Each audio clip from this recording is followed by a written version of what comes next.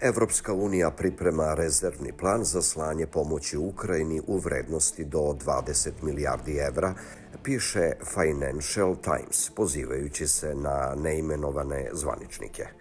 Nakon što lideri Evropske unije ranije ovog meseca nisu uspeli da se dogovore o planiranom četvorogodišnjem paketu od 50 milijardi evra za Ukrajinu, zvaničnici su tražili alternative da spasu Kijev od nadolazeće budžetske krize, navodi list.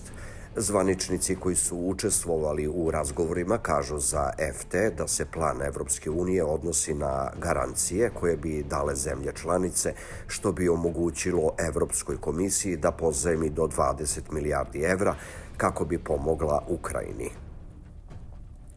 O planu se i dalje pregovara, a tačan iznos biće određen u skladu sa potrebama Ukrajine i njene vojske.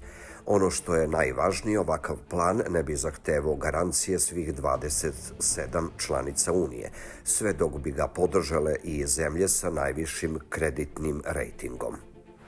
Time bi prema pisanju lista Evropska unija mogla da zaobiđe veto Mađarske, jer ne bi bila neophodna jednoglasna podrška. Nekim zemljama, uključujući Nemačku i Holandiju, trebalo bi odobrenje parlamenta, što je proces za koji se zvaničnici nadaju mogao da bude završen na vreme kako bi Ukrajini bila poslata pomoć do marta 2024. godine. Ukoliko bi se evropski lideri dogovorili oko plana do 1. februara, Međunarodni monetarni fond, MMF, mogao bi da oslobodi oko 900 miliona dolara koji bi Kijevu pomogli da izbegne štampanje novca i rast inflacije.